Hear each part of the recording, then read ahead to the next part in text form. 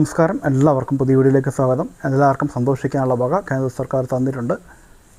വാണിജ്യ സിലിണ്ടറുകൾക്ക് വില കൂട്ടി ഏകദേശം 1000-ഓളം വില കൂട്ടിയിട്ടുണ്ട്. 1993 രൂപ കൂട്ടിയിട്ടുണ്ട്. എല്ലാവർക്കും സന്തോഷമായല്ലോ. ഇത് കേൾക്കുമ്പം അഖിൽമാരെ പോലുള്ളവർ പറയും അവർക്കത് വാങ്ങിക്കാനും ഇത് വാങ്ങിക്കാനും ഒക്കെ കാശുണ്ട്, അപ്പോൾ പിന്നെ ഗ്യാസിന് കൊടുക്കാനില്ല എന്ന് പറയും. അപ്പം കാശുള്ളവൻ കൊടുത്തോട്ടെ, പക്ഷേ അത് സാധാരണക്കാരൻ്റെ പള്ളക്കടിച്ച പരിപാടിയാണ് എന്ന് പറയുന്നതാണ് സത്യം. കാരണം ഇനി ഭക്ഷണത്തിനൊക്കെ വില കൂട്ടും എന്ന് എന്തായാലും ഹോട്ടൽ അസോസിയേഷൻ അറിയിച്ചിട്ടുണ്ട്. ഇപ്പോൾ നമ്മളിപ്പോൾ നിലവിൽ 10 രൂപയ്ക്കും 12 രൂപയ്ക്കും 15 രൂപയ്ക്കൊക്കെ പലയിടത്തും ചായ കിട്ടുന്നുണ്ട്. പക്ഷേ അതിനൊക്കെ മിനിമം 20 രൂപയ്ക്ക് കൊടുക്കേണ്ടി വരും. അപ്പോൾ നിലവിൽ 50 രൂപയ്ക്കും 60 രൂപയ്ക്കും ചോറ് കിട്ടുന്നിടത്ത് മിക്കവാറും നിങ്ങൾ 100 രൂപയ്ക്ക് ചോറ് കഴിക്കേണ്ട അവസ്ഥ വരും.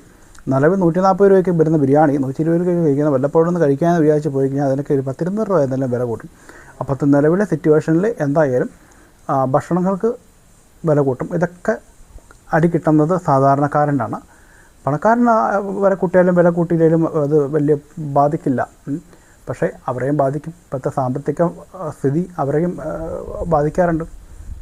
കാരണം പുതിയ പരിഷ്കാരങ്ങൾ നടത്തിക്കൊണ്ട് ഇതിപ്പോൾ കുളിപ്പിച്ച് കൊച്ചില്ലാത്ത അവസ്ഥയിലെത്തിക്കും.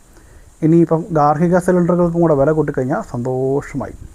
ഏകദേശം 1000-1500 രൂപയ്ക്ക് മുകളിലെങ്കിലും നമ്മൾ ഇനി ഒരു കുറ്റി വീട്ടിൽ കിട്ടണമെങ്കിൽ കൊടുക്കേണ്ടി വരും. അല്ല തന്നെ കുറ്റി കിട്ടാനില്ല. ഇൻഡക്ഷൻ കുക്കറിൽ കഞ്ഞി വെക്കാമെന്ന് വിചാരിച്ചാൽ കറണ്ടില്ല. ഒന്ന് ആലോചിച്ച് നോക്കാത്തത് അവസ്ഥ. ഇതിലും വലിയ പണി വേറെ വരുന്നുണ്ട്, അറിഞ്ഞിട്ടില്ലല്ലോ. പെട്രോളിയം വാഹനങ്ങൾക്കൊക്കെ ഇനിയിപ്പോൾ പണി കിട്ടും. ഇതൊക്കെ നിരോധിച്ച അവസ്ഥയിലൊക്കെ എത്താൻ പോവുക. ഇനിയിപ്പോൾ പെട്രോൾ ഇറക്കാൻ പോകുന്നില്ലെന്നാണ് പറഞ്ഞത് കേട്ടെ. ഇനിയിപ്പോൾ എത്തനോളൊക്കെ ഉണ്ടാക്കാൻ പോവാണ്. എത്തനോളിൻ്റെ കുറിച്ചല്ലേ, അത് വലിയൊരു കഥയാണ്.